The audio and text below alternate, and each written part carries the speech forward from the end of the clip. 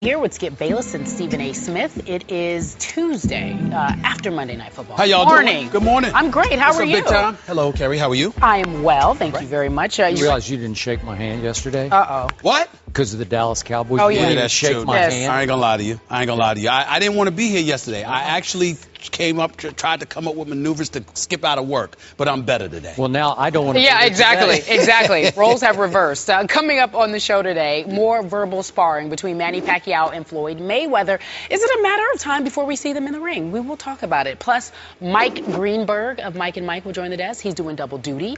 He'll give us his take on the Jets and the Patriots. The question is the dynasty over? He will answer that for us. But first, speaking of the Patriots, it was uncomfortable to watch if you were a Patriots fan. The Chiefs won 41-14, and after an 0-2 start, the Chiefs are now at 500, and the Patriots seem to be in trouble. Brady struggled all night and finished 14 of 23 for 159 yards, a touchdown, 3 turnovers, including one taken back to the house. Brady only completed one pass more than 10 yards downfield. Brady struggled downfield all night. His off-target percentage is completely the worst, the second highest among quarterbacks to start this season. It was just a bad performance by everybody, and just want to make sure we never have this feeling again. So, we all got to figure out what we have to do better, and we just couldn't get started, got behind, turned the ball over in the third quarter, and then fought in the fourth quarter, which is good to see. But you got to get ahead of these teams and play from ahead and play our style, and to get behind to a team. It's a good team on the road. There was a lot of energy. We just couldn't afford to do that. Everything was bad, so says Brady. How much trouble are the Patriots in? That is the question. Stephen A., you have the answer. Oh, my goodness, Skip Bayless, they're in a world of trouble. And from this perspective, I say this. When you've got Storks and Fleming, 2 rookies starting in your offensive line, and you let go of Logan Mankin, similar to what you did with Richard Seymour years ago, I definitely think that you have a huge issue. Number one, because you don't have as much protection as you would like to have for Tom Brady. Number two, because you can't run the football as effectively as you customarily did. Number three, you also have an issue because whether it's Josh McDaniels, whether it's Bill Belichick himself or whatever, there's an imbalance in terms of running the passing. I mean, they passed almost twice as much as they ran the football, and if you didn't establish a running game against the Kansas City Chiefs, obviously that's going to spell some trouble for you. But then when you take that and you combine that with Andy Reid, who did an exceptional job of play calling last night. You had Jamal Charles. He had 92 yards rushing on 18 carries. You had Davis. He had 107 yards on 6 carries. He averaged 6.7 yards a carry. They were running the ball. They were allowed to get into play action. Alex Smith, obviously, in the season opener against Tennessee, they were pass happy, and he threw 3 interceptions. They made sure that they had a balanced attack. They spread the ball around. Dwayne Bowe received the ball. Kelsey received the ball. Charles was getting the ball as well in the passing game. So Andy Reid did an exceptional job of spreading the ball around, really discombobulating the New England Patriots, making sure that they didn't get to key on any one individual, any one player, because they spread the ball around. They did exactly what the New England Patriots are accustomed to doing. But Tom Brady doesn't seem to be on target, overthrowing, underthrowing passes. Did that to Julian Edelman on 1 interception. He got the strip sack, in their own territory, which led to a touchdown for Kansas City. You just look at the New England Patriots right now. Their personnel is clearly in question. There is no way around that. But at the same time, coaching on a rare occasion appears to be a question mark because Bill Belichick and Josh McDaniels do not appear to be on their A game in terms of their play calling. And as a result, it played right into Kansas City's hands. I don't believe that the New England Patriots are this bad, but they're clearly not as good as we expected them to be. I don't believe Kansas City is this good, but the potential is there for them to be this good. I just think they were going up against an inferior New England Patriots squad at this time. 6-7 weeks from now, probably going to be a different story. But at this juncture, the New England Patriots don't seem to be the New England Patriots. Okay, so how much trouble are they in then? They're in a world of trouble. Like miss the playoffs trouble? No. See, when I say a world of trouble, I'm measuring them in terms of our Super Super Bowl prognostications. Remember, I predicted thank you that for they bringing were that up. I remember I predicted that they're going to the Super Bowl. They're going to represent the AFC. That prediction is in trouble. I think you took it one more step. You had them winning at the Super Bowl. That's right, I did. I don't have them missing the playoffs, but that's by default. It's because they're in the AFC East. Okay, I want to start off what I'm saying. Now we're in B-roll. It's all right. I'm going to blame last night once again on you. What? You did this to me. And I'm not kidding about this. You know how you have those moments in your life where you've got something in your head and you just know the Patriots are going to win the AFC after all the great additions they made through the offseason? Sure. And all of a sudden, when I least expected it, in our prediction show, you come right on top of my pick of New England gets to the Super Bowl, and you go me one better. You say New England's going to win the Super Bowl. And I had that moment. You know, you have those moments in your life when you just know something just changed dramatically for the worse. That was that moment. I said, I am doomed. I said it on the show. And I knew it. And so what have we seen so far? New England has been like Florida State in college football, where you keep looking on paper at all these players returning and you say, they can't be this bad. Florida State doesn't play up to its talent. New England, even though they're only 2-2, has not played up to its talent. And I'm blaming it on you. But I'm going to try to break the hex by starting off my answer to this question with a prediction. New England will beat the undefeated Cincinnati Bengals next Sunday night in Foxborough. Let me stop they you will. Right there from speaking another second. I'm going to give you a moment to try and change that pick because I was going to pick them to beat Cincinnati too. So now you know what? I'm just going to say I jinxed them now? Is that what you're going to say? Did you just make that up on the fly? I swear to you. No, did you just decide that at this moment? Not at all. Because you're capable of doing that. Not at all. Yes, I am capable of doing it, and I'm usually right, but not in this particular this time I'm going to hang in there because I'm sick and tired today of hearing everyone say Tom Brady is washed up and New England is finished and New England's going to miss the playoffs. I don't believe that for 1 second. Well, the reason they're not in grave danger is the last time I checked, in their division, Buffalo just changed quarterbacks. Am I right? The Jets fans are calling for a quarterback change. Am I right? And last week, it appeared to me that Joe Philbin in Miami was actually sort of going back and forth considering a quarterback change before he finally said, well, you're okay. I'm going to go with Ryan Tannehill. So those are three combustible situations. And I think, are the Patriots still in the AFC East? They are. I think they are. So okay, they're going to win the AFC East. Now, let's get back to what happened last night. I believe that the Kansas City Chiefs in that stadium before that crowd would have beaten, you name it, the 1995 Dallas Cowboys, who I thought were one of the best teams I ever covered. They would have beaten this year's Seattle. They would have beaten the Bengals or the undefeated Arizona Cardinals, whoever it was, whoever had walked into that stadium last night where they reset the decibel record. And I don't think enough is made of that. We always hear all the hype and mystique about Seattle's 12th man. Well, what about Arrowhead? We're not giving them enough credit for how loud it gets in there. Right? I mean, it's crazy loud in that stadium, and they have had a long history of pulling off big wins or big upsets on Monday or Sunday night football in that stadium. It might have a lot to do with the fact that they haven't won a playoff game since 1994. Okay, well, that's fine. But and again, back to how good is Kansas City? On opening day, it was daytime in that stadium. They lost to Tennessee 26-10. Jake Locker lit them up. And Alex Smith threw 3 interceptions that day. So, no, they're not that good because now they've got to go to San Francisco on a short week. And they are 7.5-point underdogs at San Francisco. So let's keep that in perspective. But last night, they looked like world beaters. What did they do wrong last night? Did they do anything wrong? No, they didn't do anything wrong. They played games of their lives against a team that they were obviously fearful of. And Andy Reid coached one of the best games I've ever seen coach because, my God, all that motion stuff and that fake reverse stuff that they came out with that I'd never seen before, it had the Patriots off balance from the start. Now, back to the Patriots. Why did you pick them to win the Super Bowl? Because you look at this and you say, Wilfork and Mayo are coming back. They added Darrelle Revis to a secondary. Remember, Casey Joyner, the football scientist, said before the year, be aware here because by the end of the year, this secondary could be better than the Legion of Boom. That's how much, you look at it and you say Dennard, who couldn't play last night, but McCourty and Kyle Arrington and Logan Ryan, they're loaded in the secondary. And Ninkovich and Chandler Jones and Jamie Collins. Dante Hightower, this is really a good team. They just didn't, like in the first half, they came out without urgency, without tenacity. And I'm saying, who are these guys? What do they think they can just roll the New England helmets out there? And all of a sudden the Chiefs will say, we give up. You guys can win. No, they're not going to do that at Arrowhead on a Monday night. And then I look at the offense and I say, oh, Brady doesn't have any weapons. Well, he didn't have any last year. He got them to the AFC Championship game with the very same group, plus a Brandon LaFell. What did he catch? 6 for 119 last night? Yeah. And a touchdown? I know it all came late, a lot of time in garbage time, but still, I thought LaFell would help this group.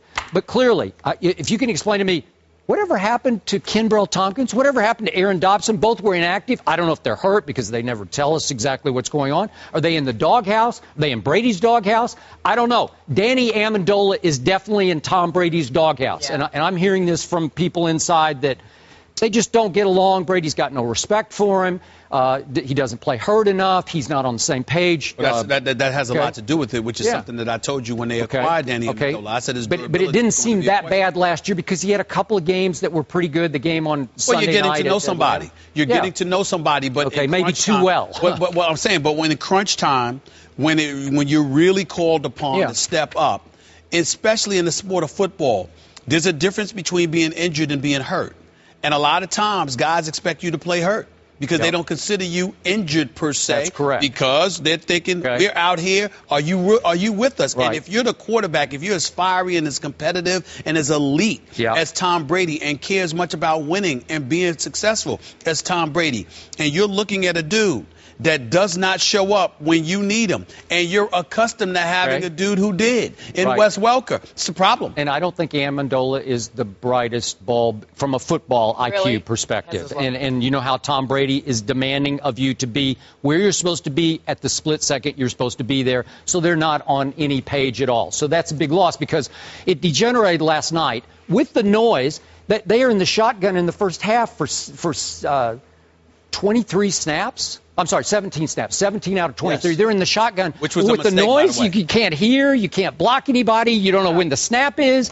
And he's trying to throw every pass, it seemed to me, to Danny Amendola. If he's triple covered, I'm still going to throw it to Danny Amendola. I'm sorry, to Julian Edelman. Sorry, Julian Edelman. It's like Edelman. And the last time I checked, is Edelman in the same sentence with Randy Moss? Does he have anything to do with Randy Moss? No, thank you very much. So I'm like, what are you thinking? It's like he did have over 100 receptions last year, though. He did, and he was great. And I kept telling you last year, I kept making the case for Tom Brady being the MVP because he was throwing to this group, minus much of the year Gronkowski, who, by the way, did have one late catch from Garoppolo and a bulldoze touchdown. So maybe he's starting to play his way back into shape. So that's going to be a plus. Yes. But with this same group last year, Kenbrell had his moments. Aaron Dobson had his moments. But Tom Brady was the MVP to me because he got that group to the AFC Championship game. But you're looking at it from that angle. I look at it from this, Skip. Most of it was with play action.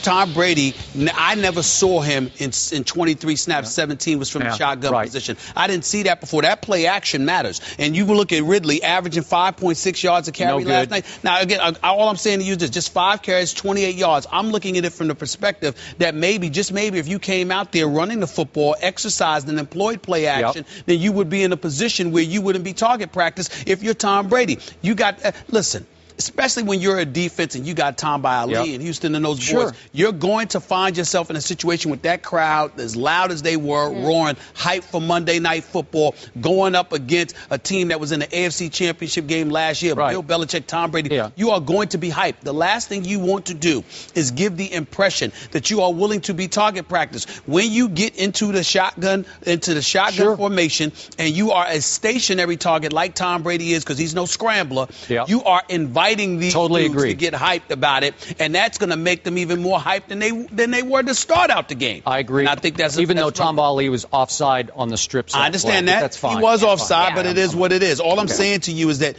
if you're the New England Patriots, I got to put this on coaching to some strong degree, because why would you try to employ the shotgun offense, given indications that you had a passing attack that was forthcoming, and your primary receiver was LaFell? I know LaFell can play. He's not But listen, he's not bad, but he was no Steve Smith in Carolina all of those years. No. And so I'm looking at it from the perspective that, yeah, you're good, you're talented, but who are you really? Okay. You know, are you really better than Kimbrel Tompkins? Are you really better than Aaron Dobson? I mean, why are you that guy? I don't know. I'm just saying. Okay, I don't know. Last quick thought. Yeah, and I'm going to ask him a question. Okay. I know that after the game on ESPN, Steve Young and Trent Dilfer made a really big deal of Tom Brady getting yanked after his pick-6 interception. Mm-hmm. And this is just me. I was happy that he was yanked because I wanted to see him protected because I didn't want to see him go out and get hurt in a meaningless garbage time game. And it's like you need to save him from himself. Mm-hmm. You don't want to send him back out there because it's going to go from bad to worse. So I was okay with Bill Belichick. And Tom Brady said after the game, well, it wasn't my, they pulled me out. He didn't want to come out. Well, who would want to come out? But I thought it was a good move to take him out. I didn't think it was a bad move either. But my response to Steve Young and Dilfer, who, by the way, are doing an outstanding job. They're great. My teammates, they're fantastic, along with Ray Lewis. Let me just say this. Even if Bill Belichick had elected to take Tom Brady out because it was a poor performance, so what? Okay. Sometimes you need, even stars need Yeah. that source of inspiration. Yep. You need to be jolted just a touch. You do. Yep. This belief that, oh my God, you're so marquee, you're such a star that you can never be yanked. Sometimes you got to mess with somebody like that from time to time just to remind them they got to get it. They got to get it done too. Skip talked about after the game, but before the game, Trent and Steve were very adamant, Stephen A, about getting Tom Brady some help, saying that the Patriots maybe have taken him for granted because he's been able to do it for so long. There is no maybe about that. That's exactly the honest to God truth. The only elite help that Tom Brady has ever had in his career was Randy Moss. I'm talking about elite help. He's had parts around him that are better than supplementary. They're above average. They can get it done. Deion Branches of the world, people like that, Troy Browns of the world, guys like that in the past. Certainly, you've had guys that could get it done. At the same time, Tom Brady has been elite. And I think that the New England Patriots, and we know how I feel about Mr. Kraft and that organization, they're first class. As far as I'm concerned, they're America's team. But it needs to be said that sometimes organizations having a superstar, it's hazardous to the organization.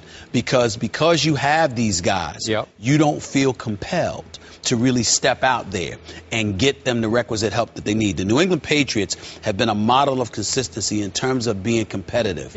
But can we really make a legitimate argument that they have flat out gone for it?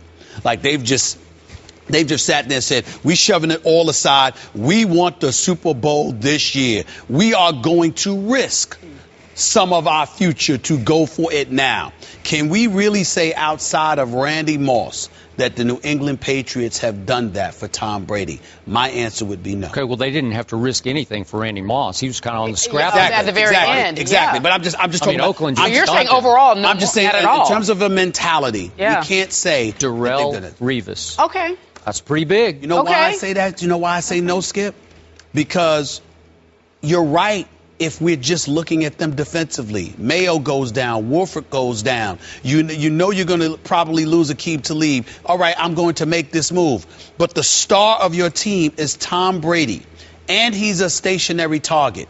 Can you give him some help? Think about the person that we compare him to most, Peyton Manning. Peyton Manning has Julius Thomas, Demaryius Thomas. You went out, you added Wes Welker, okay? You lost Eric Decker. What did you do? You get Emmanuel Sanders, who's better than Decker. You had no Sean Moreno. Monty Ball wasn't that big of a drop-off, but I'm just saying. And then you've got your offensive line that needed to be buffered. You did that too. So you addressed the offensive line. You added elite receivers. You added a slot receiver. You got Emmanuel Sanders from the Pittsburgh Steelers. I'm looking at John Elway and I'm saying this dude took care of Peyton Manning. Now maybe the incentive for that, Skip, Kerry, was that Manning had 4 neck surgeries, I'm sorry. So because of that, it's even more paramount that you protect him, not just with your offensive line, but with the weapons that you put around him. But it shouldn't require that for Tom Brady in order for you to go out there and get him the help he needs. And then with the last part, the unforgivable part, Skip, and I would use that word appropriately here.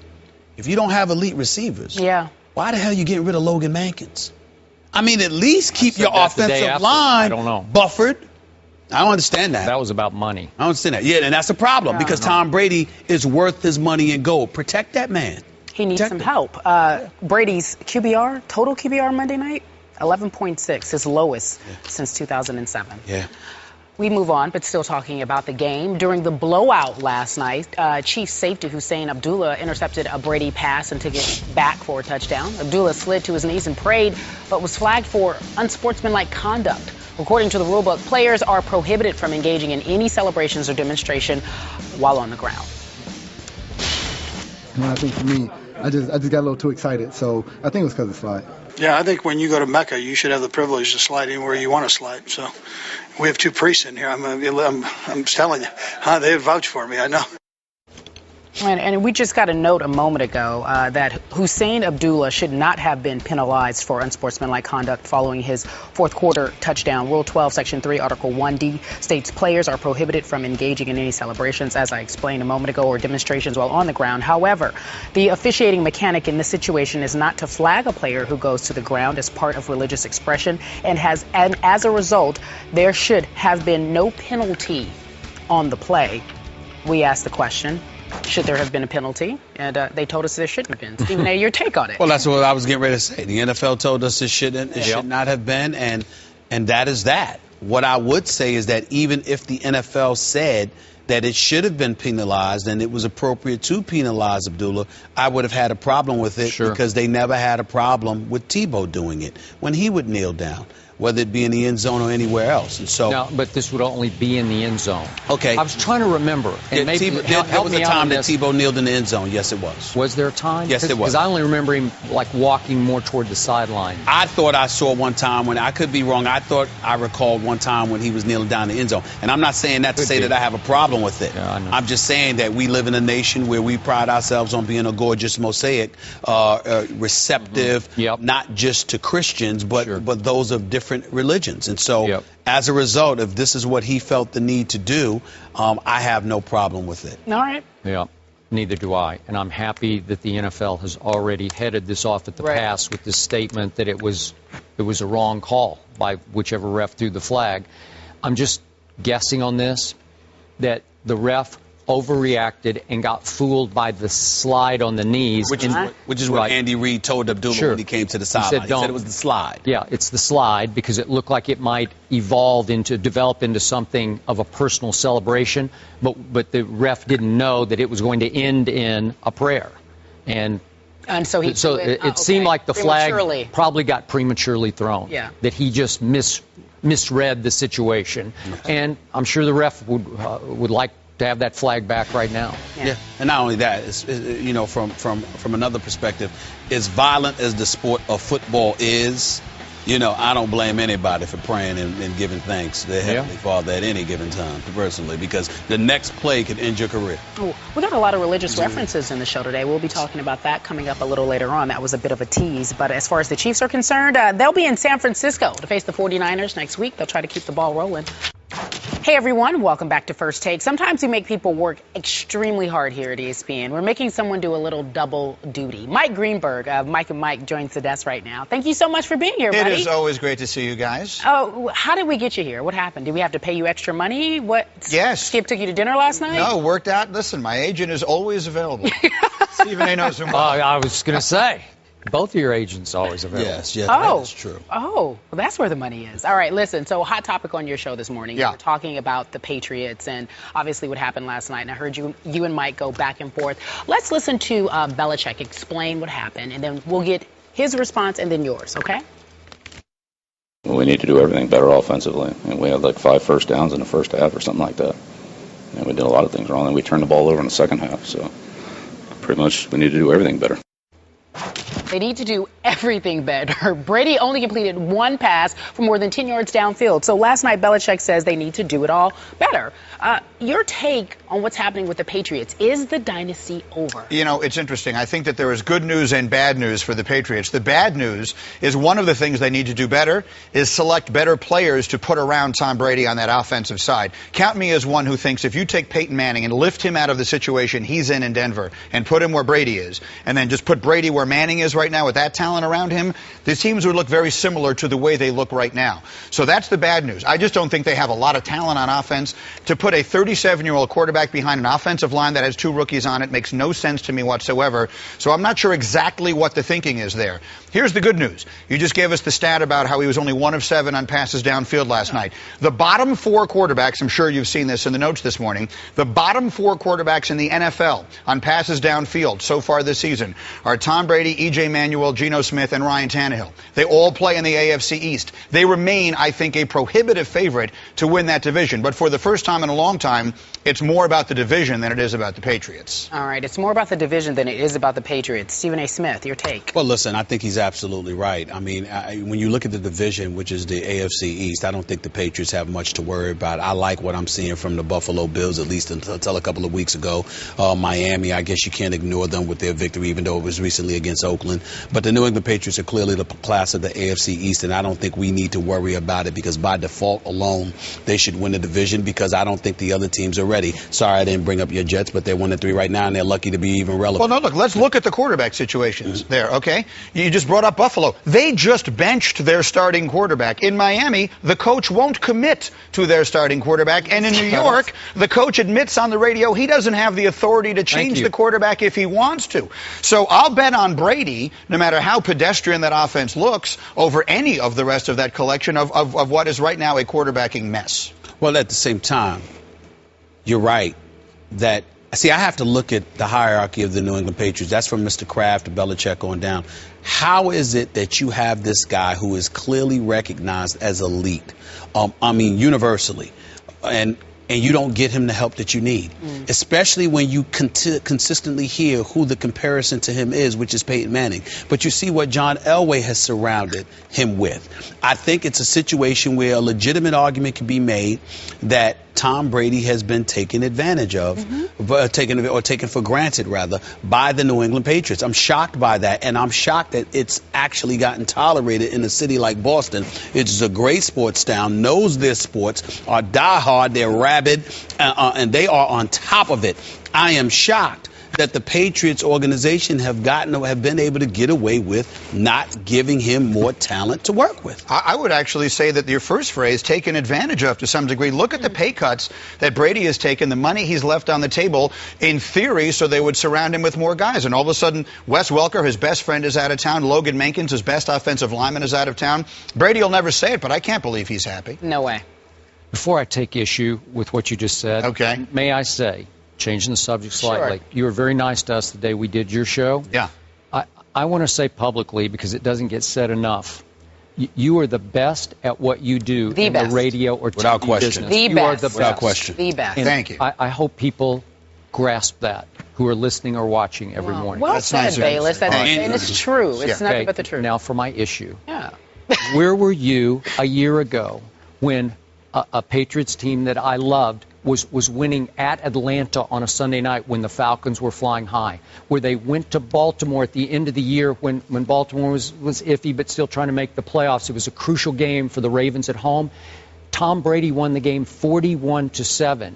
And where were you when he beat Andrew Luck, the great Andrew Luck, at home 43-22 in a playoff game with arguably even fewer receivers than he has at this moment? Okay? So how did he do that? That's why I kept telling you he deserves last year's MVP award. That's okay? My issue with what you're saying, Skip, is that you act as if that's justification for what the New England Patriots have not done. I'm saying to you that because of what Tom Brady has done with less, that should incentivize them even more, especially a franchise that hasn't won a Super Bowl since 2004. That should incentivize them even more to go out there and get him more help. No, you know why it doesn't?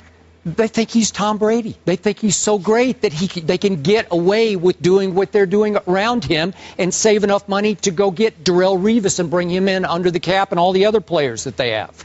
They have some high-priced players on defense. Will Fork costs a lot of money. But you got to, but again, because Tom Brady is a quarterback. I've never seen a quarterback that has thrown a touchdown to himself. I've never seen that. Somebody has to catch those passes. Were you screaming last year he didn't have enough help? Well, I wasn't screaming about it because I didn't particularly care. To be quite honest with you, you're the New England Patriots lover, not me. I just think they're really America's team and not the mediocre Cowboys. But my point is, getting back to the subject, I looked at the New England Patriots. I was never high on Danny Amendola. I told you that. You did. You talked to me about Kimbrel Tompkins and Aaron Dobson and those boys. I like, they all right. They can play. You talked to me about Ridley and Vereen. I was like, they're all right. They can play. But at the same time, I was never really enamored with them. I just looked at other teams in the AFC because I knew that Tom Brady was good enough to maintain a level of competitiveness. But to get over the hump, it still doesn't negate the fact that the New England Patriots have taken him for granted. I think also to some degree, look, what you're saying is correct. They also beat Peyton Manning in that huge comeback game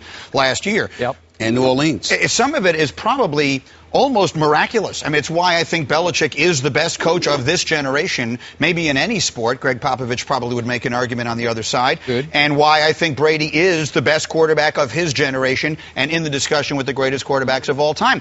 I guess what I'm saying is I don't understand the thinking. Yeah. You have a great quarterback in what is obviously the twilight of his career. Look what the Broncos are doing. You're pushing all your chips to the center of the table. And the Patriots are not. They keep rolling it back. They have all these assets they keep not using. Now, yes, this year they spent the money on Revis, which I was, A, devastated by as a Jet fan, but B, very impressed with. And I picked them to go to the Super Bowl this year. My Super Bowl is New Orleans and New England, which doesn't look real good right now. And I believe that New England will look a lot better. I know we have the same picks.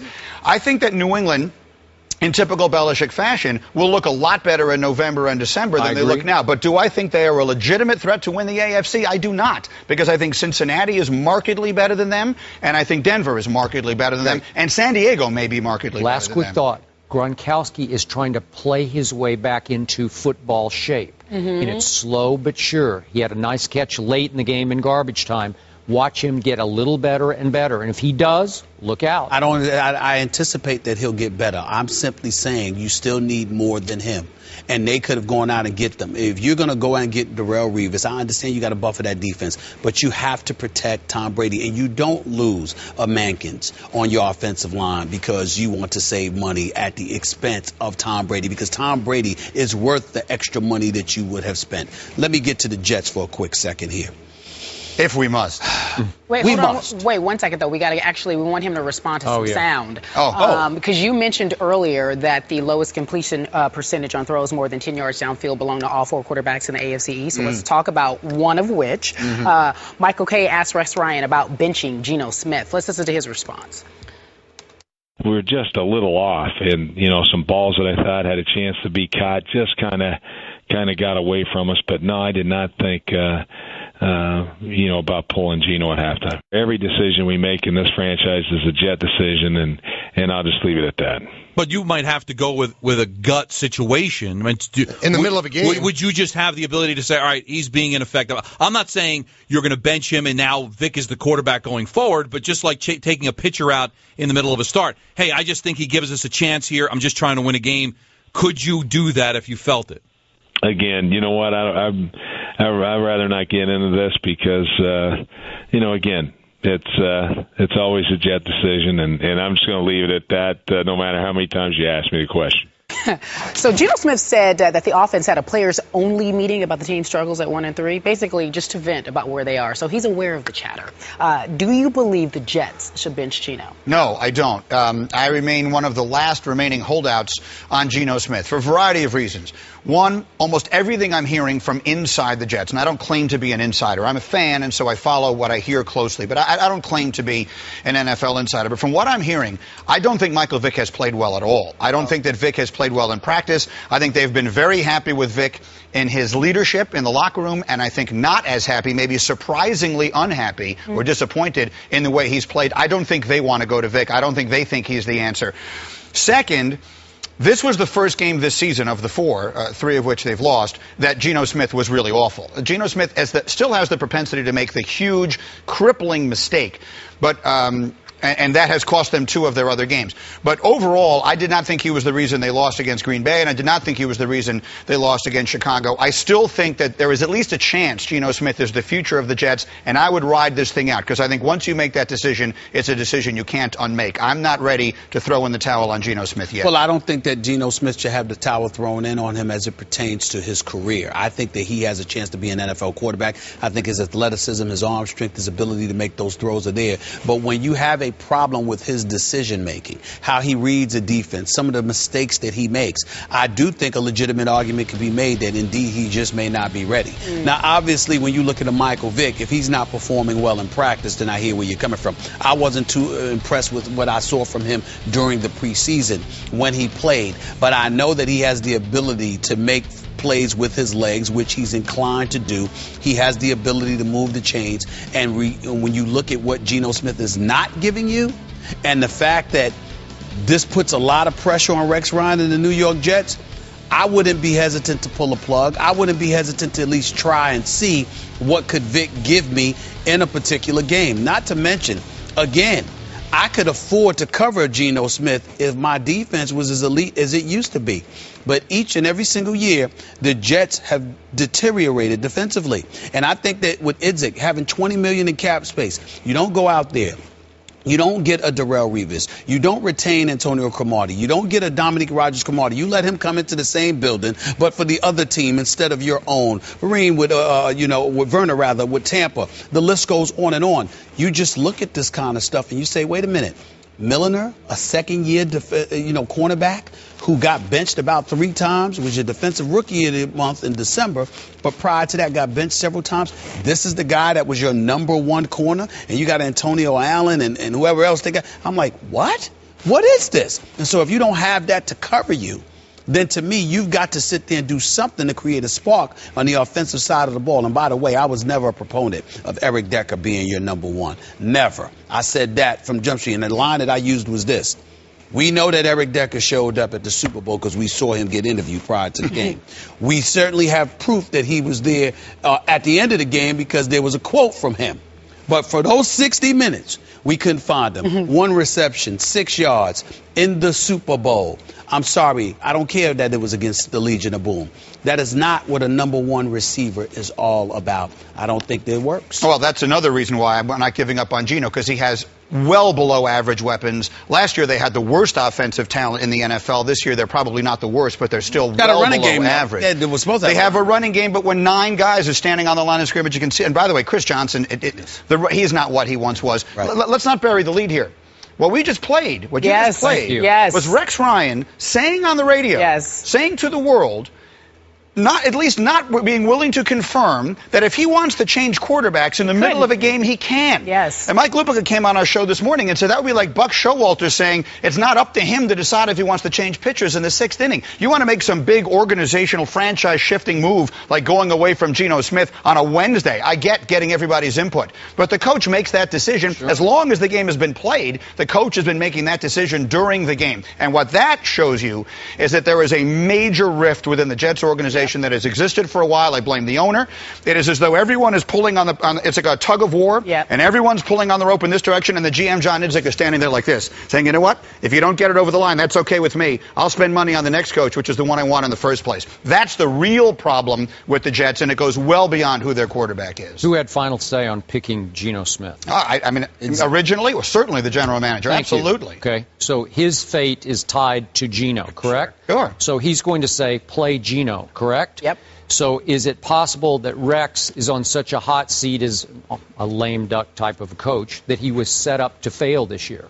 Yes. That's what you get to here. Well, Mike Lupica said it on our show this morning. He said John Idzik will spend money for his coach, just the next coach, the one he actually wants there. The Jets are only spending $93 million on players this year. No team in the NFL. $20 million short? $20 million under the cap, but that includes dead money. Like the cap is sort of $10 million less than everybody else, right? They're spending $10 million fewer dollars than any other team in the league on talent this year. And they had a whole bunch of talent in that building, and they let him walk out the building. Rex Ryan, who was not my favorite coach by any means, has done his job far better then John Idzik has done his. And to me, that's not even that's not an opinion. It's a statement of fact. And I said that yesterday. You have to point the finger at John Idzik. You're New York City. You cannot let this man slide. This is not on Rex Ryan because the Jets are competitive. They're in these games, but they're losing because of the absence of weapons they have at their disposal. John Idzik has been on the job long enough to have more of an impact than he has actually had. And there is no question that this is on him. If anybody, and I'm not saying that anybody should go just yet, but if we're talking about anybody that needs to go out of town, it needs to go on the guy that needs to go is the guy that's the GM, but who, by the way, wasn't the first or second choice. A matter of fact, a legitimate argument can be made he wasn't the third choice. Yep. He was somebody that Woody Johnson settled for, and he's conducting himself like somebody that was settled for as opposed to somebody who is the man. And the reason that they couldn't get their first, second, or third choice is because no one who was going to be the GM wanted to come in and be told Rex Ryan is going to be your coach. So, in my opinion, it ultimately starts at the very, very top of the organization. And until that situation rights itself, it really doesn't make any difference who the quarterback is. This is strictly my personal belief. If it had been left strictly up to Rex, Michael Vick would have been his opening day starter because he's all about, I've got to save my job by winning now. And I believe he thought that as shaky as Michael might have been in some of the preseason games, he would have given them a little better chance just on electricity, vibe, enhancing the running game that was the strength of the team because Rex wants to run and play defense, that Michael would have given him a little better chance to win the early games. Now, he might have had a quick hook with Michael, but I just think he would have wanted to go with him. Michael's the type of person that, we always lament sometimes how guys don't produce in practice or whatever the case may be. I look at Michael Vick as somebody who gets bigger as when the lights come on, assuming he's protected. If he takes too many hits, which in Philadelphia he was taking, that's a problem. But whether it's DeBrickashaw or Ferguson with Mangold and the crew, if you protect Michael Vick, I think Michael Vick can make plays for you. And that's not to say he's elite by any stretch of the imagination, but I do believe he might give you the better option to win right now. Mike Greenberg. Greeny says, let's not bury the lead. The real problem is the rift within the Jets organization, not necessarily Geno Smith. We appreciate you coming on the show. And again, as Skip said, you are the best at what you do. Well, it was very nice. Thank you very much. Always fun to be here. Go take a nap. Yeah. I did that for 4 hours already. Oh, you were while you were on air.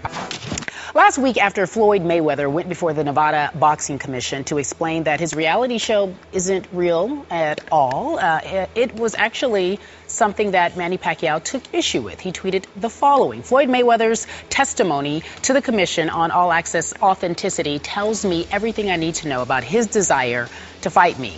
Floyd Mayweather responded, Miss Pac-Man is broke and desperate for a payday. Your pay-per-view numbers are a joke.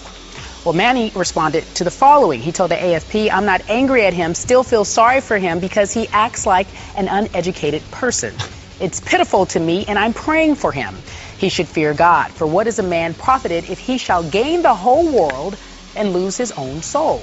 Pacquiao quoting a verse from Matthew in the New Testament. Stephen A. Smith, what do you make of it all? It's kind of strange, to be quite honest with you. On one hand, I do understand from a micro perspective, Skip, what Floyd is saying. From the perspective that Manny Pacquiao coming back at him, like Floyd talking about his reality show and how some of it was staged. What does that have to do with Manny Pacquiao? How is that any of his business? So his willingness to be involved says to me that he's trying to draw attention to Floyd because he wants to fight Floyd so badly. But let's be clear. The number one reason Manny wants to fight Floyd so badly is because Manny wants that money. It's not like he's offering to fight Floyd in the park for free, okay? He wants that big payday. So Floyd is absolutely accurate and correct when he says that. But what Manny points out in terms of losing your own soul, look, man, Floyd has been involved in a lot of stuff lately, and he's been a bit distracted, to say the least. And people who believe, who swear they know him, who were once close to him, whether it's 50 Cent or others. You know, the beef that he had with Nelly before in the past, who, by the way, just texted me and told me to tell you the New England Patriots ain't going to even make the playoffs. But that's a different subject for another day. I mean, you've got that. Text him back and tell him he's wrong. Yeah, okay, I got you. but I'm saying, whether it's Nelly, whether it's T.I. and the stuff that he got into it, whatever, you have people that look at Floyd and they do feel like he's soulless. Now, I don't want to go that far, but I don't know Floyd on that level. I know Floyd the boxer. I know when Floyd and I talk, we talk about boxing, the business of boxing, and some of the things that he's had to go through on that platform. I don't know that other stuff. But having said all of that, if there's where there's smoke, there's fire. And for a whole bunch of people to say that about you, and then for them to point out, and others, and many others, point out that the people around you who are loyal to you are also people who are paid by you, then you start getting into the more macro perspective and saying, okay, I don't know whether this is true or not, but it can be alarming because you do get the sense that Floyd needs to reel himself in. The only thing that I can say definitively is this. I am sick and tired of Floyd Mayweather Jr. saying he wants to give the people what they want to see. Because we want to see him against Pacquiao. Sure. I want that fight. I believe it's going to happen this spring. That's my personal opinion. That's what I've been told. I'm going to believe it. But I will be the first to acknowledge, Skip, that I believe it because it's wishful thinking. I don't know. I cannot. I love Floyd Mayweather, the boxer. I think he's the best on the planet defensively. I am sick and tired, though, of hearing him say he just wants to give the people what they want to see. Nobody wanted to see Madonna. No. 2 against Floyd Mayweather Jr. We want to see Floyd Mayweather versus Pacquiao. Okay, so don't tell me anymore. Don't tell Skip. Don't tell Kerry. Don't tell anybody. You want to give the people what they want to see, but we don't see Pacquiao. We want to see you against Pacquiao. You are a fighter. You have generated over $500 million in earnings for yourself. Come on now. Give us the fight we want to see quickly. Okay. That's what I'm willing to say definitively. So you are taking this pretty seriously, which I appreciate. Yes. You're not laughing at this at all. Not at all. No scoffing. No. Okay, so as you try to, from a distance, psychoanalyze your man Floyd, I'm going to do the same for a guy I like that we've had on the show before, Manny Pacquiao. I like Pacquiao, too, just not against Floyd.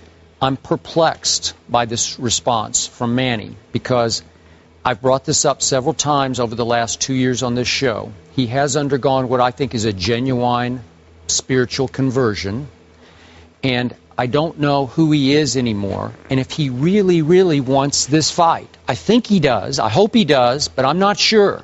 Because this begs the question, Manny, do you want to save Floyd's soul or knock him out? Because it's two separate things. Maybe he wants to do both. I don't know. But Matthew 16:26 is one of my favorite verses. And again, you read it in paraphrase. This is Revised Standard. But, you know, for what will it profit a man if he gains the whole world? Floyd has gained the whole world financially, right? Sure. Nobody has made more money in sports than Floyd Mayweather Jr., right? But he forfeits his soul while doing so. Well, that's a deep thought, and it's a good one that a lot of people should stop and think about. Yes, sir. So in this case, I don't know. It almost came across when I first read it like it's a little condescending to Floyd, and he said he's uneducated, and I think the translation, because it's hard, yes. But I think it was lost in translation. Yes. I don't think he meant literally uneducated. He meant that he was unenlightened spiritually. You know, he didn't know enough to know, okay? So I know we're going really deep here, but I have wondered, and we've had various analysts on this show who have wondered the same thing. Does Manny really, really want to knock somebody out in the ring? Because you got to want to knock out your opponent. You got to want to beat him and beat him up at the same time, because it's a brutal sport, right? Well, here's why I'm not fazed based on your analogy, your breakdown. If you remember, this is years ago when Floyd was still with HBO as opposed to Showtime, and he did 24/7, and there was a big to-do about him and his relationship with his dad. I think it was prior to him fighting Hatton, because the father would ultimately later train Hatton when Hatton got knocked out in 2 rounds by Pacquiao, got put to sleep. the father kept saying, Floyd Mayweather Sr., and the credit to them that they've seemed to rehash things and they seem to be in a much, much better place because it was uncomfortable watching them in the past. Now it's a beautiful thing to see how close they appear to be. But the father kept saying at that particular time, I love my son, but he needs to get knocked on his you-know-what. Yeah, That's what he kept saying. Manny Pacquiao basically could be saying the same thing. There are a lot of people that look at Floyd and they may feel the way that Manny described, but they think that redemption, or they think that, you know, for him to be born again per se, is to get dropped, knocked out, embarrassed, et cetera, et cetera. Right. So I'm saying that to say, I don't believe in any way, I don't care if Manny is singing, okay, which, by the way, every time I think about Manny singing, I think about Drake performing at the ESPYs imitating Manny Pacquiao. I thought it was hilarious. But what I'm saying is, whether it's Manny singing, whether it's him being a politician, or whatever the case may be, I think the one fight that Manny Pacquiao would get up for is Floyd Mayweather Jr., and I think that he would be on a mission to try and knock Floyd Mayweather out. But I also believe it's the one fight Floyd would be ready for more than in any other time in his career. Even when he knocked out the late Diego Corrales, I believe that Floyd would be up for that fight as well. If you want to see two dudes literally locked in and focused on nothing but each other, that is the fight, which is why I don't want to hear. This is one place where I completely jump off the bandwagon. I don't want to hear anything from Floyd. Don't tell me. I swear I might throw something at one of my TVs if I see it again. I do not want to hear this man say, I just want to give the people what they want to see. We want to see Pacquiao and Floyd in the ring. Give it to us. And I'm going to stay there. Matter of fact, I'm not going to talk about Floyd Mayweather Jr. on this show or any other show ever again without mentioning that point. We want to see Pacquiao. Nothing else he does matters. And to Manny, I say, onward, Christian soldier. Yeah. It's interesting you said you thought he didn't mean he was an uneducated person. The Guardian said, I read a part of this article, that Manny meant it like he didn't know the Lord. That's right. That's what he meant. Yeah, unenlightened spiritually. Not necessarily there. All right. They got more problems than that. They really got some problems that we hear rumblings. You know, we all know people inside locker rooms. Because offensively, the offense looks bad, man. The offense not bad. The offense I really want to know if they're really playing for the head coach. Really? Yeah, I got a question with that. Are you really playing? Are you really down with your head coach, San Francisco 49ers? I'm not hard to find, because the way it looks to me and what I'm hearing, that you really ain't down for your head coach, and that's a problem. Yeah, personally, I think that's a bunch of crap. But well, I think, Tim, whenever you're talking about unnamed sources, you know, that's, if somebody's got a good story to tell, you know, they want to put their name to it. I mean, if you had a good story to tell, you'd put your name to it. If I had a good story to tell, I'd want to put my name to it. And so I don't put a lot of credibility into the unnamed source. If you're not in our locker room, then keep the 49ers name out of your mouth. Let's just do that. Because you have no idea what goes on in our locker room. For guys to talk about, oh, so-and-so told me this. Who's so-and-so? Oh, I can't tell you that, because it's probably not true. It's not important. All right, well, that was Alex Boone. He appeared on 95.7 The Games with Damon Bruce show this week and was quick to come to, obviously, his coach's defense, saying he knows for a fact that everybody loves the coach. Stephen A. Smith, how much weight do you give to this report? First of all, I give a lot of weight to it because, number one, I'll preface my comments by saying I've known Primetime for years. He's a friend. He's somebody I talk to a lot, I look up to. You know how much respect and admiration I have for him. I think he's one of the greatest athletes to have ever played this game. Plus, I would remind Mr. Boone and Mr. Harbaugh that this man is a two-time Super Bowl champion, a Hall of Famer, and he is somebody that everybody knows a lot of guys in the league talk to. And what I would say to them, and I'm not being disrespectful to Jim Harbaugh, nor Boone, the San Francisco 49ers right guard, or anything like that. I'm not summarily dismissing what they say. I understand where they're coming from, and I want them to know that. But there's a couple of things you have to take into consideration here. Can you vouch that everybody in your locker room feels the way that you do about putting their name on stuff? Nobody can. The fact of the matter is that there's a whole bunch of people that give anonymous quotes. There's a whole bunch of people that says stuff off the record. The journalism industry can vouch for it. I've been doing this for more than 20 years. You've been doing this about 40 years. We can't count the number of unnamed sources that we've gotten information from. And for those who want to sit there and summarily dismiss it, let me educate some folks and remind them about something. This is sports. It's millions upon millions, if not billions of dollars at stake, but it's still sports.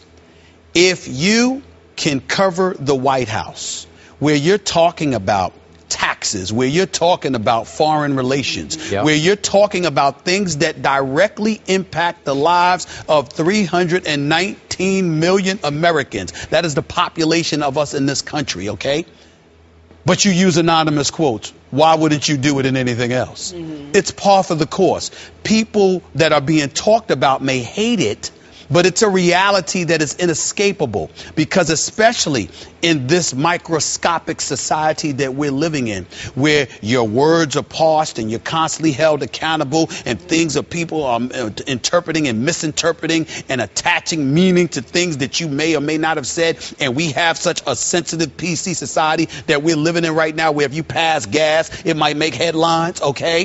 The fact of the matter is that it's more incentive for people not to attach their name to things. So it is not beyond the pale that somebody in the San Francisco 49ers locker room, if not a bevy of individuals, may have said something against a coach in Jim Harbaugh, who we all have respect for, who I believe should be given an extension and a raise, who I believe has been mistreated by the 49ers organization.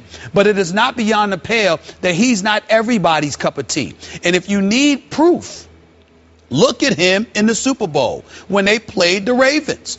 That week, Super Bowl week, was there ever a person that looked more uncomfortable with having to address the public? And by the way, that's going up against his brother. You understand? And that's with his parents, who had a press conference, who were absolutely lovely and fantastic. But who was the one Harbaugh that looked incredibly uncomfortable? It was Jim Harbaugh, because that ain't his cup of tea. So, yes, he would attach his name to it. I totally believe that. And I totally believe that he's right when he talks about how he doesn't attach much credibility to anonymous sources or whatever. But for Boone or anybody else to act as if, oh, no, there's no truth to this whatsoever because it's an anonymous source, let me be very clear. First of all, you're wrong. And secondly, mind your manners and mind who the hell you're talking about, because we are talking about prime time, Deion Sanders. And I think with his personality, with his cachet, his credentials, his resume, I don't think there's anybody that will look at prime time on the NFL Network or CBS and sit there and say, nobody talks to him. Come on now. Look at, this is prime time we're talking about. There are plenty of brothers in the NFL who talk to prime time. Just because they don't like it doesn't make it false. And by the way, he tweeted primetime that some of his sources wear suits as well. So they don't have lockers, they have offices. Am I correct? And by the way, he's telling the truth about that too. Okay. All right. Which is why I also put a lot of stock in this. Now, big picture, you have to remember how the NFL works. Locker room chemistry is week to week.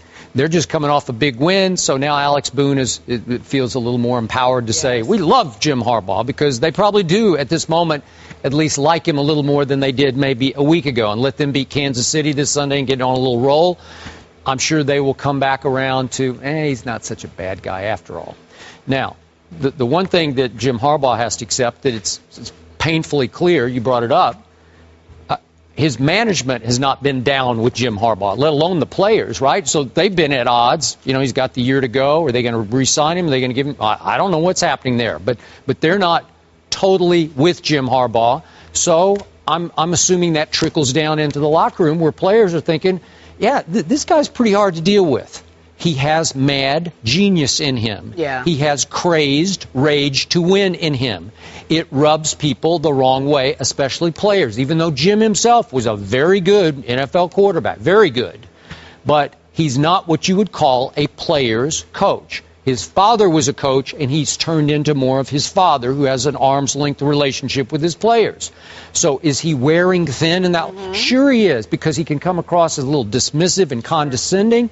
He's got that Larry Brown thing in him, if I may bring up your old friend that you Yes. covered for years. Yep. How many jobs has Larry Brown had? Can't even count them. Can't even count them. I'm in a way, I'm shocked that Jim Harbaugh has lasted So this long long. here. Yeah. Seriously, and it's just because they've been so successful. Let's keep in mind, the San Francisco 49ers from 2003 to 2010, spanning 8 seasons, missed the playoffs every year.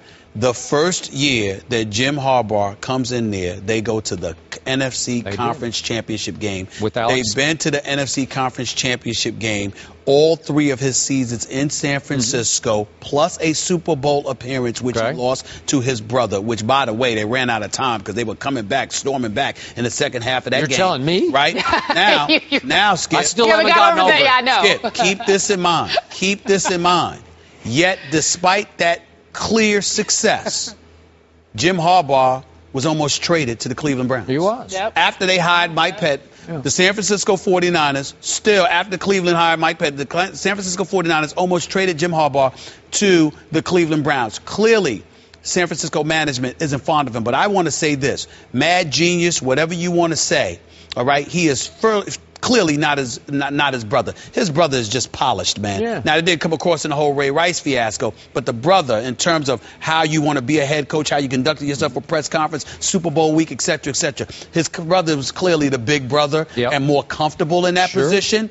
But Jim Harbaugh has proven to be an elite coach on the NFL. He deserves his money. He does not deserve the criticism that he has gotten, quietly, tacitly. And oh, by the way, Boone needs to let me teach Boone something here. Make no mistake about it that it's coming from that organization. Oh, too. for sure. All right, listen, it's not an accident. So let's just keep that in mind. This may be a case of the devil you know is always better than the devil you don't know. They should remember that. ESPN Radio. With the action on the court, the diamond, or the gridiron. Comes alive. The NBA. The San Antonio Spurs are the world champions. Major League Baseball. The Boston Red Sox have won the World Series. The new college football playoff. The Seminoles have completed the perfect season. Your home for the best in sports play-by-play. ESPN Radio. We know Russell is the point guard, I believe Russell's the best point guard in basketball, and that's happening over time. And I've seen Russell's every practice, every game, every film session, and he has really put a lot of time into being the best point guard in basketball. All right, during Thunder Media Day, Coach Scott Brooks with an unprompted declaration that Russell Westbrook is the best point guard. Westbrook, of course, did not disagree with his coach. Let's find out how the gentlemen feel about it. I like this topic already. I'm just smiling for whatever reason. The best point guard in the NBA, Stephen A. Smith. Russell Westbrook, it depends on your category about what a point guard is. For me personally, it's an ability to run the show. It's to be an extension of the coach on the floor. In that definition, I do not give Russell Westbrook that nod. I give that nod to Chris Paul. I think Chris Paul is a sensational floor leader. I think considering his size, miniature in terms of being a legit 6'1", thinking about how he can play ball on the defensive side of the ball as well as offensively, how he makes things happen not just for himself but for his teammates. To be an extension of the coach on the floor, to me that edge goes to Chris Paul, CP3. However, if you're telling me it's about numbers and someone's athletic ability, there is no rival to Russell Westbrook than Derrick Rose, a healthy Derrick Rose. I think if Derrick Rose is healthy, Derrick Rose is in this conversation as number 1 or number 2. I just think Derrick Rose is that much of a star. A matter of fact, if Derrick Rose stay healthy for this entire season, I don't think it's a foregone conclusion that Cleveland goes to the finals. I think Chicago's going to have something to say about that. But to me, my top 4 guards, point guards in the NBA, are Chris Paul, in no necessary order, but Chris Paul. Not in any order. Not in any order. Oh, okay. Chris Paul, Tony Parker, Russell Westbrook, Steph Curry. That's the way I look at it. I love me some Steph Curry. Now, But wait, Stephen A., how come they're not in any order? Because he's saying because I haven't gotten to that. Oh, okay. I was about to say. I don't wanna, because what you have to learn, Kerry Champion, is that if I have given Skip a specific order, he would have went at you. He would have went at you. He wouldn't have listened to the rest of my points. He would have been attacking my order instead of listening to my point. He's ready. So I didn't want it to wait for that. I love Steph Curry, but I love Steph Curry offensively. I love Derrick Rose, but I got questions about his health. I love Tony Parker, okay, who just gives it to most guys. But I'm sensing a little bit of slowing down. Tony Parker at his best is the best. The problem is there's too many minutes. Really? You'd give him that? At his best. He's the best? At his best. I'm shocked you just said that. Tony Parker at his best is San the Antonio, best. did you just hear but that? what I see him doing on football, his reputation, his resume speaks for itself. He's a champion 3-4 times over. Okay. We know what Tony Parker can do. But I just look, sometimes he's in sync with Popovich. Other times, Tony Parker just seems in a distant stratosphere, fatigue, attrition, those kind of things. I don't see that with Chris Paul. I look at Russell Westbrook. Russell Westbrook is the most explosive offensive point guard this side of Derrick Rose in the NBA, even maybe including Derrick Rose. Russell Westbrook is unstoppable. He cannot be guarded one-on-one. I don't know if he could be guarded two-on-one. He's so explosive, so athletic, so quick, got the jump and everything. But his ability to run a show and keep the mistakes at a minimum sometimes are just not there. Where he makes up for it is that there's nobody that plays harder. And there's nobody at that position that plays harder defensively. Russell Westbrook is an elite competitor, and he is coming at you. It's just that when I look at the point guard position, an extension of the coach on the floor is how I define a point guard. And I don't think anybody is that better than Chris Paul. I am with you. My issue with this whole topic is the label point guard.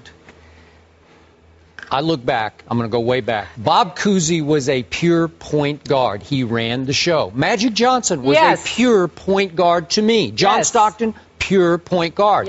I'll even go Steve Nash, pure point guard.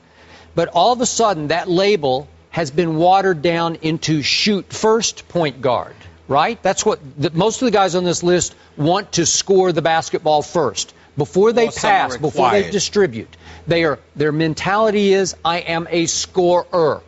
Russell Westbrook's mentality, his basic nature is, I'm going to stick the ball in the basket and you can't stop me. I'm going to go up over you. I'm going to slam it on you. I'll shoot jumpers over you, but I'm going to score the basketball. So now, shoot first point guard is an oxymoron to me. It's a contradiction in terms. You know, it's like, who are you? Are you just what they call a combo guard? Or are you basically just a guard? Which is kind of how Tony Parker and Manu play when they play together. It's just like they're guards. Okay, they're not really the point. Although to me, Ginobili is a much better distributor of the basketball than Tony Parker is. So he's a more pure point guard at about 6'5" or 6" than Tony Parker is at 6'2". But I am with you. If we're just talking the ability to set up your teammates, Chris Paul's in a league of his own on that. He won the assist title last year by almost 2 full assists a game. He's 10.7. John Wall was at 8.8. That's extraordinary. That's a leap from John Wall up to Chris Paul. But Chris Paul is pass first. I'm going to set it, and he can score when called upon. We know, and he can have his hot streaks. We're not debating how great a player he is. We're just talking about pure point guard here. He is by far the best pure point guard because all the other guys on this list, starting with Russell, Derrick Rose, they are shoot first point guards, right? Steph is a shoot first point guard. Isn't he a scorer first? He can distribute. He's got a great hand. Wait, hold on 1 second. I just want to make sure I understand what you're saying. So CP3, in terms of pure point guard, is the closest to Magic and Steve. Oh, all those guys. And Cousy. He's right there with them. Sure. In that class. I mean, now if we want to rank those guys, I would put Magic at the top of that list by far. Okay, that's just me. Now, some people will put Magic way at the top my of the list time, because Magic's 6'9" and he could look over defenses. And even though there is no debating the greatness of Magic Johnson and the champion that he was, at the same time, Magic wasn't the most athletic dude in the world.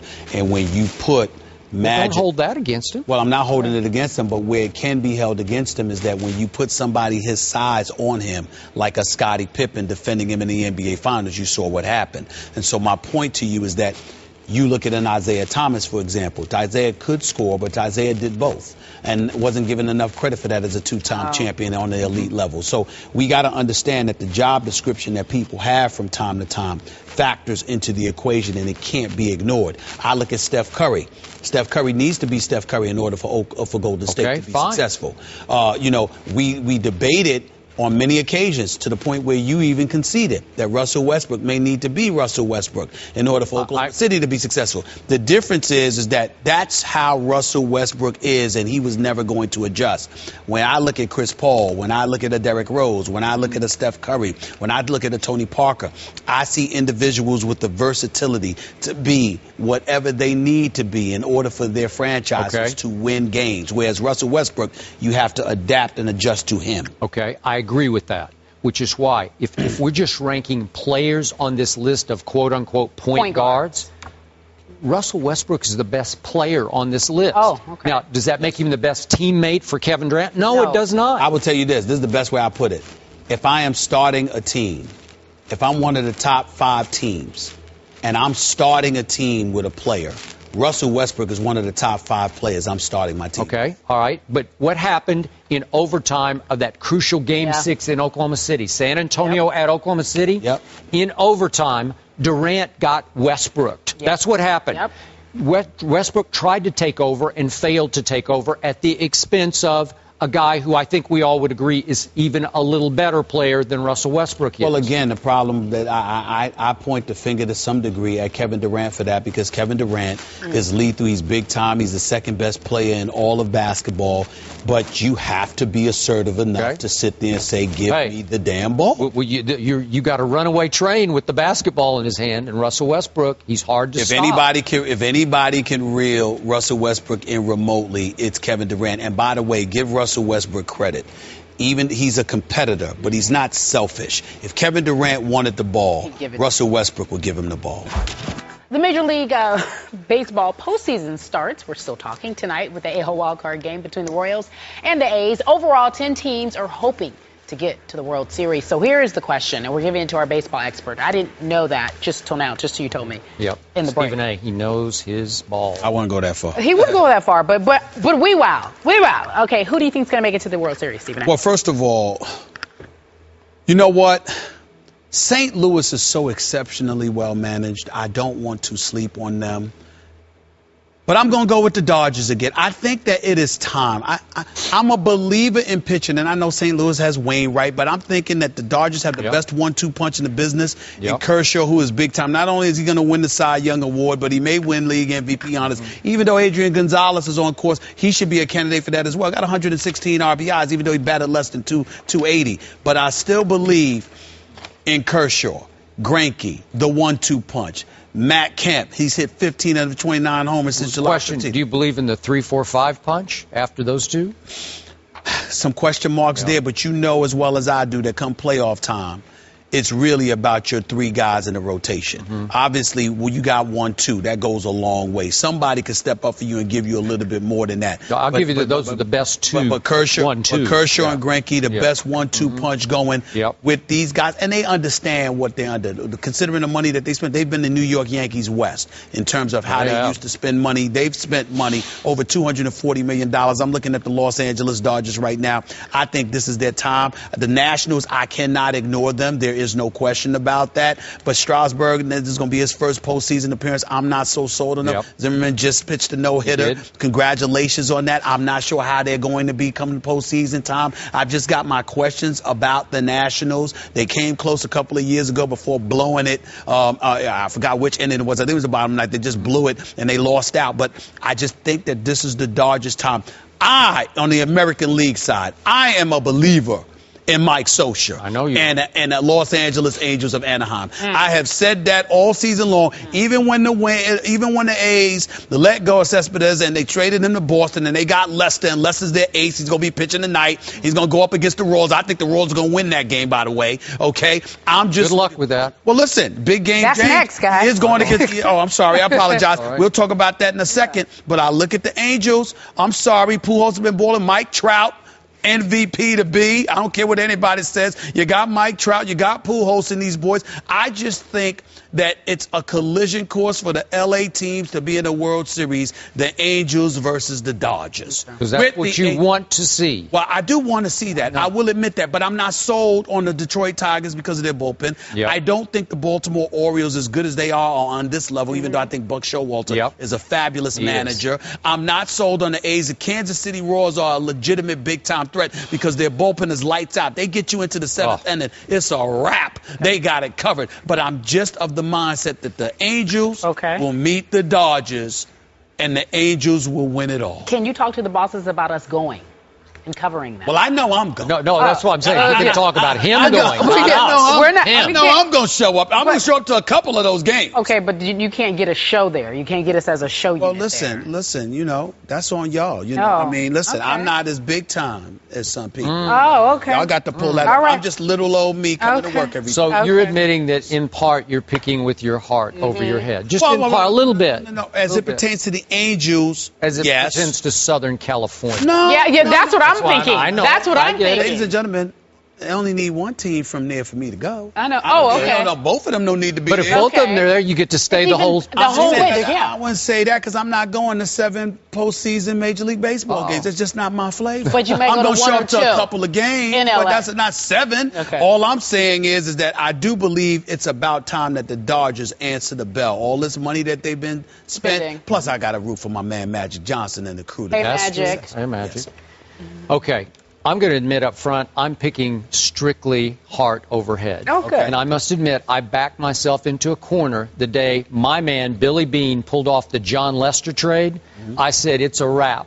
They just got to the World Series. The Oakland A's. Really? I just thought that was it. He'd already gotten Samardzija. Okay, and they gave up Cespedes. Got Gray. And what I did not, well, they already had Gray. They already had Gray? Yeah. Okay, so, and Casimir. So I'm thinking, that's enough. That's it. Hey, it's a wrap. Right. And I went on record, I believe on Twitter, I don't think we did it on the show, but I just said, that's it, the A's are going to get to the World Series. Okay. So then they fell flat on their face because that lineup crumbled under the pressure to sort of replace Cespedes with everybody contributing a little bit more. And obviously he was a cleanup hitter. Right. And they fell on their face and went 22-33 from that point on to the close. And they thanks to Sonny Gray, they barely survived to get into the playoffs as the last team in. But Billy Beane used to lecture me about what a tournament this is, and that all you need to do is get into the baseball postseason, and then it is a complete crapshoot about who suddenly and inexplicably gets hot. You just can't predict it. I'm going to say John Lester was acquired for tonight, and forgive me for jumping to the conclusion here, but I have no choice. Sure. John Lester's going to win this game tonight, even in Kansas City, where they were crazy last night, right across the parking lot in Arrowhead. Sure. And listen, John Lester went 3-0 against this team this year, against the Royals this year, with a 2.61. In 11 postseason starts, he's 1.97 ERA. Are you kidding me? And in his career against Kansas City, he in 13 games, a 1.84 ERA. He's going to beat the Royals. He's going to be the difference maker throughout the playoffs. And I say that their lineup will reheat now that the pressure's off, just to get into the tournament, and it will start to get the clutch hits that they got all year until August. So what's your World Series picks? Okay, I got that. That's one side of it. The other one, you started to go there. I did grow up a St. Louis Cardinals fan, and they have not gotten the clutch hits this year that they got last year. But Wainwright came on strong down the stretch. Big time. And this is the point. Clayton Kershaw is coming off. You could make a case it was the greatest regular season we've ever seen a pitcher pitch. We've talked about that. Suspect. But what happened last year against St. Louis, in St. Louis in Game 6, he got lit up. So there's a lot of pressure on Clayton Kershaw he's going up against Adam Wainwright. I'm going to go with Wainwright in that matchup. And if they win game 1 of a 5-game series, I'm going with St. Louis. Can we get into Kansas City, Oakland for a quick second? Sure. Can we go right there? Yeah, well, because you already Let me tell you why I don't think the A's are going, because I don't think they're getting past tonight. Okay. And I'm going to tell you why. Listen. Royals, they don't have a dude with 75 RBIs or even 20 home runs this season. But it's 2 things that stand out in my mind. And I know Lester's big time, and he was brought here for this reason. There is no question about it. I know he can close the deal. I'm not sleeping on Lester by any stretch of the imagination. And he's basically a mercenary because he ain't going to be there next year because they ain't going to afford to keep him. But I'm going to tell you this much. The Kansas City Royals lead the league in stolen bases. They do. They run like crazy. And they don't strike out. No. They lead the league. They lead the league in fewer strikeouts. So if you manufacture runs. You're not scoring runs because you're smacking it over the fence. You're scoring runs because you get on base. You're stealing bases because you're leading the league in that. You're not striking out. And as a result of that, then you talk about going into the 7th inning skip. You got Herrera. You got Wade Davis for the 8th. Lights out. You got. I mean, come on now. This is lights. I got Holland for the 9th. These boys are no joke. So to me, if the game is going to be close, I have no doubt. And if it's going to be close, what are you going to do if you're Oakland, who can't hit, who haven't been able to hit since Cespedes since he left? Maybe that changes tonight. Excuse me, they went from the top run-producing team in the league, in the American League to dead last. Pressure's off. They went from averaging 5 runs a game to averaging 3. Right. So to me, if you did that, all right, you can't score runs. You only won 43% of the game. That is the least amount of games a team has won after the All-Star break since 1933. That a playoff team has ultimately was. It's 1933. They can't score. They're in. Because of Leicester. You say. I'm saying. You say Leicester won both his starts against the Warriors. I don't see them being able to play. I could be wrong, but I don't see them beating Kansas City tonight. I see Kansas City winning this game tonight. Stephen A. He already beat them 3 times this year. Stephen A. Kirkchin. That's your new name, right? No, yeah. No, yes. I wish. Cleveland Cavaliers had their first practice of training camp on Saturday, and LeBron sounded pretty excited to share the ball duties with one Kyrie Irving. This season, he says he's going to be the floor general. Let's listen. I probably handle the ball a little bit, but, it's Kyrie's show. I mean, he's our point guard, he's our floor general, and we need him to put us in position to succeed offensively, and he has to demand that and command that from us with him handling the ball. All right. Well, there you go. What are your thoughts, Bayless? My thoughts are, Stephen A. Smith, for about a half a season, it's going to be a rocky road and rocky relationship between LeBron James and Kyrie as they get to know each other on the basketball court, because we just heard LeBron say he's our point guard, he's our floor general. So we're back to definition of point guard. I'm not sure Kyrie fits that definition that LeBron is describing. Kyrie is one of those shoot-first point guards. He scores points, and he is really good at it. And he was the MVP of the last All-Star game, and then he was the MVP of the FIBA World Cup tournament that we just got through watching. That's pretty good, but he likes to score the basketball. So how natural will it be for him to assume floor generalship? Not that he can't pass, because we know he can distribute when he wants to. He's averaged about 6 assists a game in the last 2 years. Okay, that's not extraordinary number of assists. Look at who he had to throw it to. Okay, well, that was Kyrie's point has been, I just had to shoot it because I was our best scorer. And I get that. But can he back it off a little bit to get LeBron, and let's not forget Kevin Love, get them more involved in the offense? Can he get LeBron the shots he wants? Because his natural tendency will be, as he brings the ball up to the floor, I can take this guy. And I think we will have some shades of Durant and Westbrook for a while between LeBron and Kyrie. It'll be fascinating to watch, but I'm predicting right now there will be some friction between the two of them. Not in a team splitting kind of way, but I think we will start hearing maybe from a Brian Windhorst behind this, or maybe Chris Broussard behind the scenes. There's a little friction between the two as they try to figure out how many shots do you get versus how many shots do I get.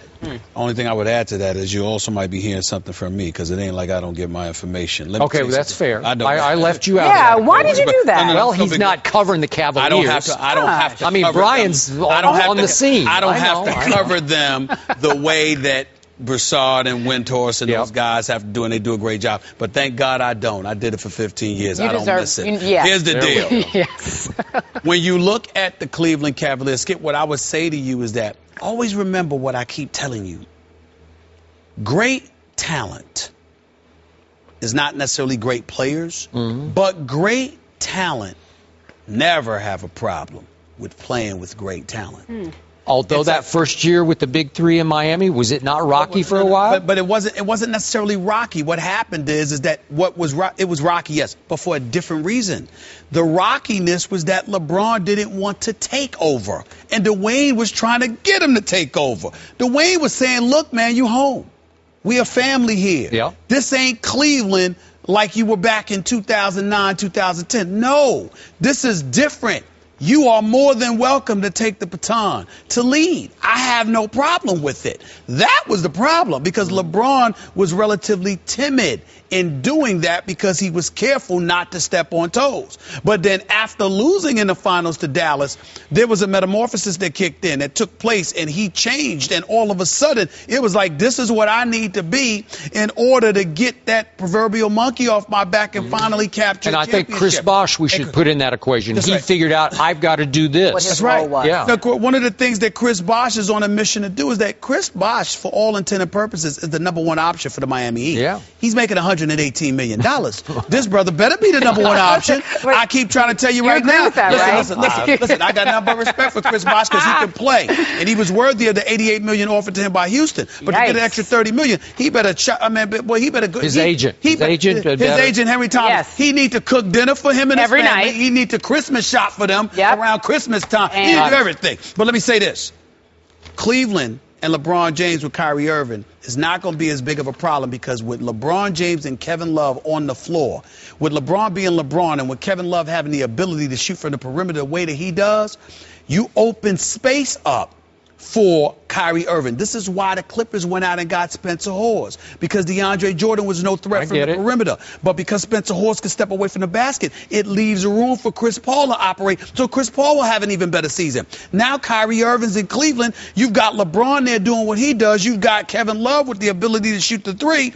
You've got a situation where you can literally spread the floor a little bit better. And as a result, Kyrie Irving is going to be a little bit more lethal. Now, with you with that face of yours, you're thinking, well, that'll give Kyrie Irving the green light, and that could get in the way of LeBron.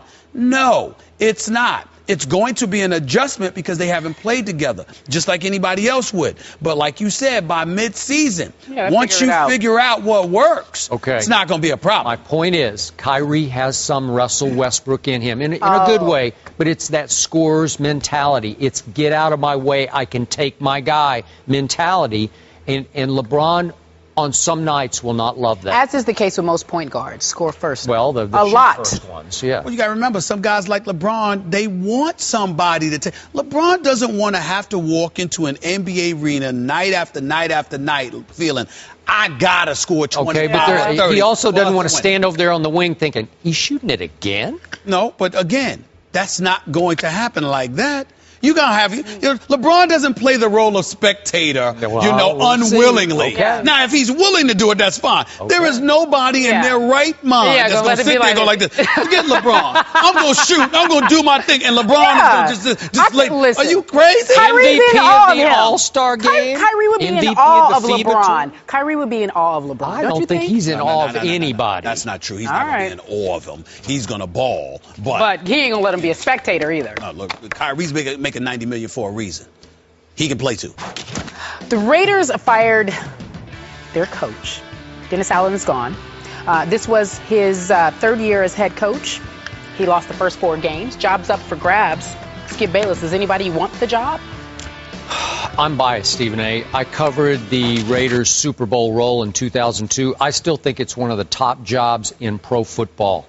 Now, does that mean that Mark Davis, Al's son, knows what he's doing? Does that mean that Reggie McKenzie knows what he's doing? I'm uncertain of that. But listen, there are no better fans in the league than Raider fans. There's no better single rooting section than that black hole in Oakland. So, again, it's there. It's a sleeping giant to me. The Raiders fan base makes it an incredibly attractive job. That is the only reason it is attractive. Whether it's Davis' son, the late Al It's also Davis, a great place to live. It's a great place to live. Whether it's Davis's son, however, or McKenzie, we don't know if they know what they're doing. All we know is that since 2003, not only have they not made the playoffs, but they have only had 2 8-8 seasons. Outside of that, they haven't won more than 5 games in the other 9 seasons. They have been pathetic. They have been awful. They have been embarrassing. They have been an absolute abomination on the NFL level and an absolute travesty. It is embarrassing that they have regressed to this point, and that makes them unattractive. But the fan base is enough for you to consider it, but they clearly need something new from a leadership perspective.